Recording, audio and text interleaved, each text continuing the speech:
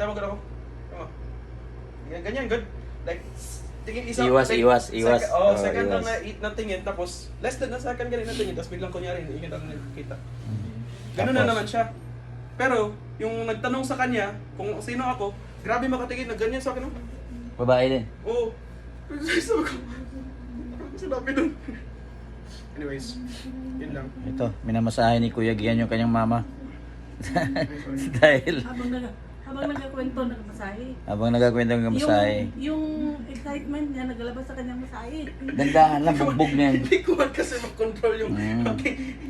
Papa-hospital namin si Kati bukas dahil lumala na yung kanyang hapo. Kahit konting lakad lang hinahapo na.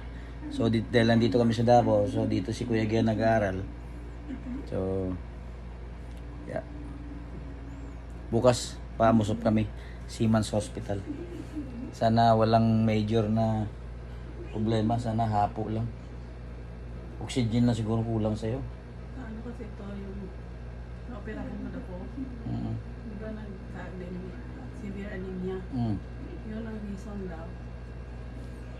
Kaya nagka, So sana walang major na result bukas. hindi. Kaya may difference ang heart ko dahil doon. May gamot man siguro yan, ano? Ayun siguro. Ang anemia, di ba kulang? King heart, mama kapag makita ko siya. Ano tawag na?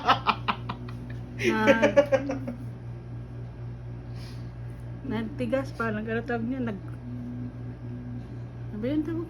Ano ba yun sabi ni Doc? May term